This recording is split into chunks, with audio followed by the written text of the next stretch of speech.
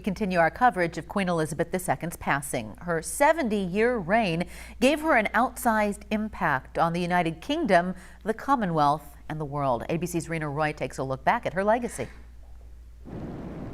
Queen Elizabeth II, head of state reigning over the United Kingdom since 1952. My lords, pray be seated. Born Elizabeth Alexandra Mary Windsor on April 21, 1926. Lilibet, as she was known to her close family, was never expected to be queen. All that changed in 1936 when her father unexpectedly became King George VI after his older brother's abdication, leaving the 10-year-old Princess Elizabeth next in line to the throne. She won public admiration by doing her part during World War II, training as a truck driver and a mechanic, and on her 21st birthday, Elizabeth taking on the mantle of public service. That my whole life, whether it be long or short, shall be devoted to your service and to the service of our great imperial family.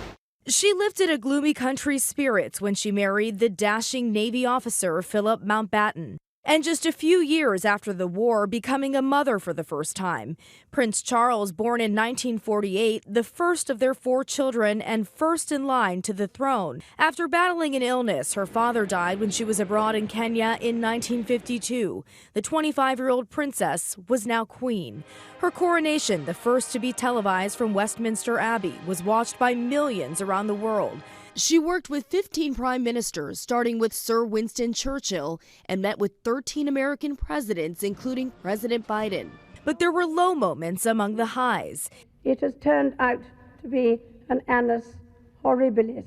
In 1992, Elizabeth faced a particularly troublesome year, which brought the collapse of 3 of her children's marriages and a devastating fire at her home in Windsor Castle. In 1997, the death of Princess Diana in a car crash in Paris, a public backlash after it took the Queen several days to publicly mourn and pay tribute to her former daughter-in-law. And in more recent times, her son Prince Andrew embroiled in a sex scandal rocking the monarchy to its foundation. And the royal family's turbulent relationship with Prince Harry's wife, Meghan Markle.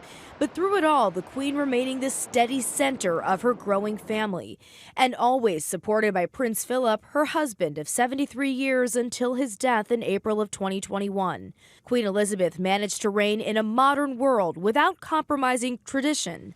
To Great Britain, she dies the longest reigning British sovereign in history, a symbol of steadfastness in an age of unprecedented change.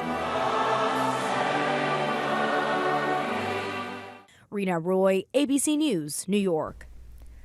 Queen Elizabeth's funeral will be held at Westminster Abbey in 10 days. The United Kingdom will see a series of ceremonial traditions in the meantime, including 5 days where Queen Elizabeth will lie in state at Westminster Hall so the public can pay their respects.